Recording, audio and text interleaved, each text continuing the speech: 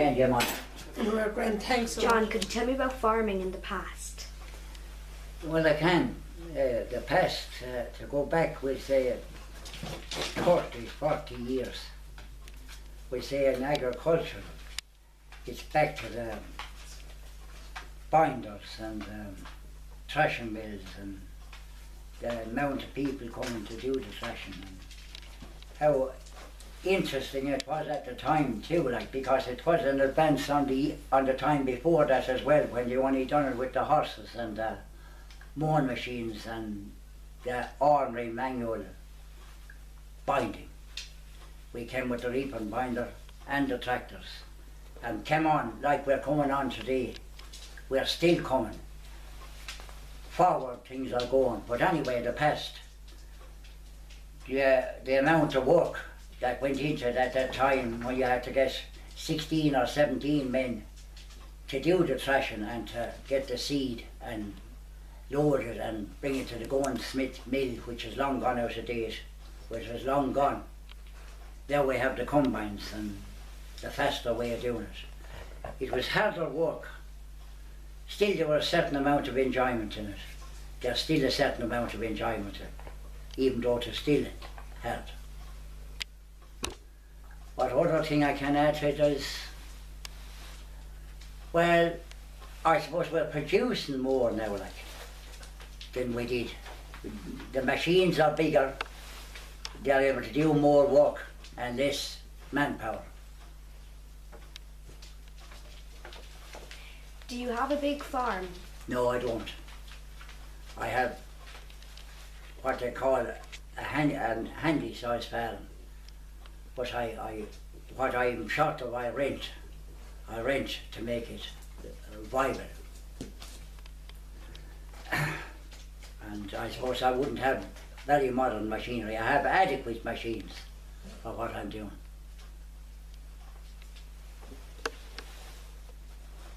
Do you have any help on the farm? Well, I have the casual labour always, and when there's a big lot of work to be done, I have to get in extra hands. I don't have constant people, but I have to have help, yeah. I have to have help to get through the work. When the work increases, like the summertime or the hay or the corn or whatever goes on, we have to have extra help. We most of the time do that. I most of the time do most of it myself. Was your dad involved in the War of Independence? That is true, he was, yes. He was in jail in 1921 on hunger strike. I don't know how many days they served. I don't know how many days were they in hunger strike, but they were in hunger strike in Mountjoy. And he wasn't the only one. There's a good lot of old fellows around here, well, they're gone now, that was in the War of Independence. The 3rd Tipperary Old IRA he was in, 3rd Tipperary Brigade. What was transport like back then? Well, it was the transport was depending on the animals more so, and maybe if there were 1 or 2 cars there, the time of the rationing and the petrol and the coupon situation and the shortage of all these things in the war, which ties in with that fear.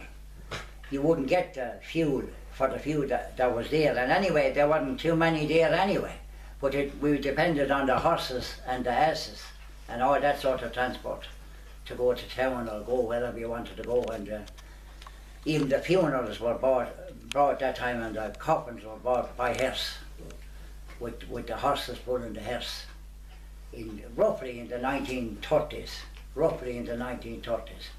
and like I said, if you had a horse and trap, you were going well. If you had an ass and trap, you were still going well, but the people with the horse and trap were that little bit better, and the people with the back-to-back had the luxury, where the 2 people sat in front and 2 more behind.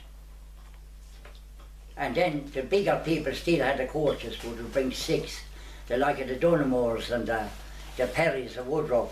They had something that would bring 6 people at a time, and they were practically covered in as well. They were the luxurious of that year. Could you tell me about the creamery? But the creamery was, in that time, was by horse as well, bringing the churns, and even there were some people kept certain amount of milk to make their own butter. They had their own equipment at home, and they made butter even with the horses, driving a gear around the yard and driving the butter barrels and driving the separators before they had electricity, or before they had and even hadn't the engines to drive it. The horse done the whole lot. The horse done a mighty lot of work in them years. They were depending a lot on it. I'm after forgetting what you asked me there about. What did you say? You asked me. Could that's about the creamery. Well, the creameries, yes. Well, the creameries, the horse had to bring the milk to the creamery that time. It was all horses was bringing the milk to the creamery. And maybe as they moved on into the 47 or 40s, an odd lorry appeared bringing the milk. What was life like with no electricity and no running water? Well, the no electricity didn't seem to be such a penance, because I suppose like everybody else we didn't know better, or we didn't experience better. We made the best of it, and there were quite good equipment there too. Like we had lamps, and we had oil lamps which were very good. We came a long ways from the candle which was there before that. There a lot of people depended on the candles. We had oil lamps, and we had the chilly lamps, the gas. We even had the gas. They were quite good. We had the lanterns to go out the yard and look at the animals, and we didn't know any better, so it was bloody fine, and we got on quite well. If we had to go back to it from electricity, that's the time we'd have the penance. But no, it was quite good. It was quite good. The other question you asked me, I can't remember. Well, what was it like before? Oh, the electricity when it came? No, I forget what you asked me first. I was concentrated on the lamps. No running water. Well, the running water. Well, I won't say no running water. There were water running in a lot of places. There were water running with years. There were wells there. And maybe not a great way of pumping it up, but they were there. There wasn't a shortage of water. But as you said, running may not be running everywhere, but the people who hadn't felt to go for it, there were wells there and they went for it, and they spent an awful lot of time at it, I suppose, to go for the water for the animals and to go for the water for the house. And the spring wells were quite good, and they weren't contaminated like now. There were wonderful wells there and wonderful water. Maybe better grade than now even. You have the schemes now, and you mightn't have the same quality, but the water was fine.